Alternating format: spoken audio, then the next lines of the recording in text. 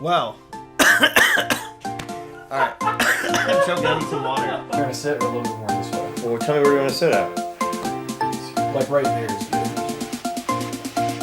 So, what I'm going to do is recap.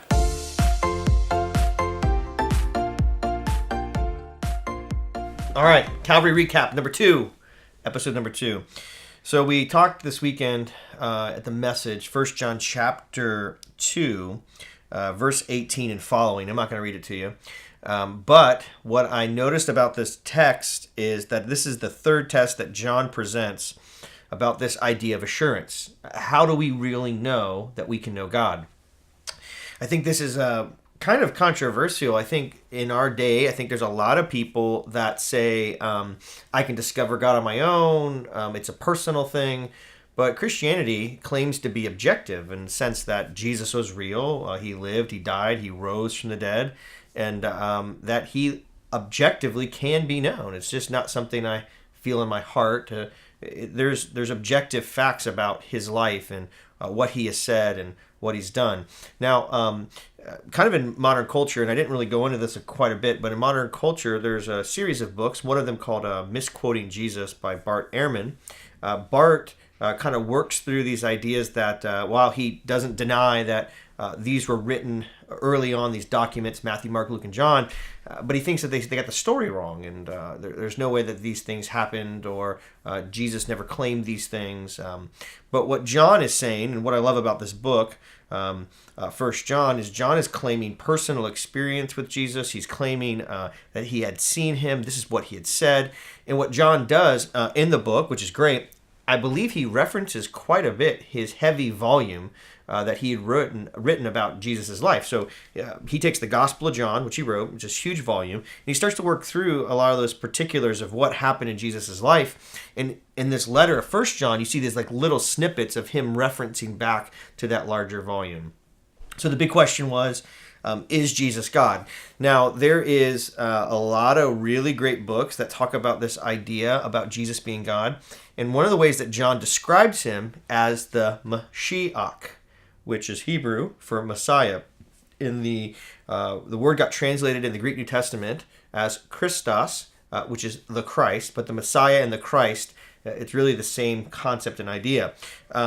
This is the way that John refers to Jesus. He is the Christ, the Messiah, and this figure was an anointed figure. We talked about how through church, through the Old Testament, the Bible kind of starts to build this anticipation up. Psalm 2:2, the king is appointed, the Lord and his anointed one. You got Daniel chapter 9, talking about when the anointed one comes. There's this idea and this image in the Old Testament about this anointed figure. Well, Jesus doesn't refer to himself extensively as that. He uses another phrase, the Son of Man. But what we find about Jesus in the Gospels, or in John's letter, he says, what you're believing objectively about Jesus is that he was this anointed figure. And John's convinced of that. There's glimpses, I know, in the book of Mark, where the Pharisees ask him point blank, "Are you the Messiah?" Mark 14:61. And he goes, "I am," said Jesus. And you will see, and he refers to himself, the title that he likes, the Son of Man sitting at the right hand of the Mighty One, coming on the clouds of heaven.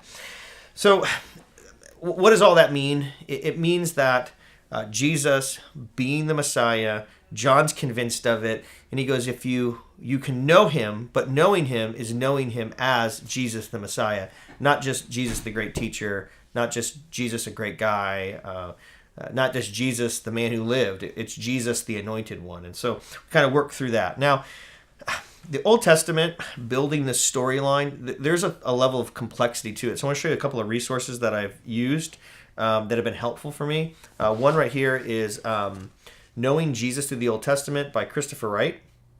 This reads really well. It's a great read. I have not finished it all the way, but part of my journey through this book, a lot of great things that Christopher Wright talks about. So you're going to want to look at that book. It's a great resource.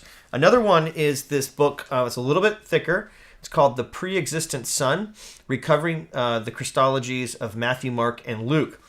Now, this was really, really, really insightful. It's a little bit A little bit more complex, but it does a really good job of talking about the idea. Was Jesus talked about this pre-existent Son, and how did the Matthew, Mark, and Luke refer to him as the Christ? And does a very, very good job. It's a great book. Another book, I went to a lecture I was invited with a group of guys up in Nashville, and a guy named Robert Peterson. So I'll show you my shelf here. These are my study notes right here. Christ and salvation, the person and work of the saving work of Christ, election, the application of salvation, on Christology, on who is Christ. But what we affirm and what the New Testament affirms is that Jesus is the Christ. He's the Son of God, God the Son, but he's also this Messiah, this anointed figure. So just some good resources to take a look at and to look through. What we're looking at in this next week, we're going to be talking about what John talks. He uses this word, 1 John 3, man, the Father has poured out great love on us. He uses the word lavishes on us, and that we should be called children of God. So if Jesus is the Messiah and he is the Christ, the news about that brings some level of impact for us in our lives. And so what is that impact? The impact is because he's this anointed figure, because he's the Messiah, he can do something. He can bring us in as children. And so really beautiful thing that John's laying out in 1 John. I'm excited about looking at it next week, or this coming week. You can listen to last week's message I did if you've never heard it before. Last week's message, it's on going to be in the description on the link below, or you can go look us on podcast at Calvary Chapel St. Petersburg. For more information, you can go to our website, calvarystp.org. You can listen to past messages or on our podcast stream in Spotify or in iTunes. And so you guys have a great week. Looking forward to what we're going to be doing and continue to do. See you next week. You don't see the caramel syrup, do you?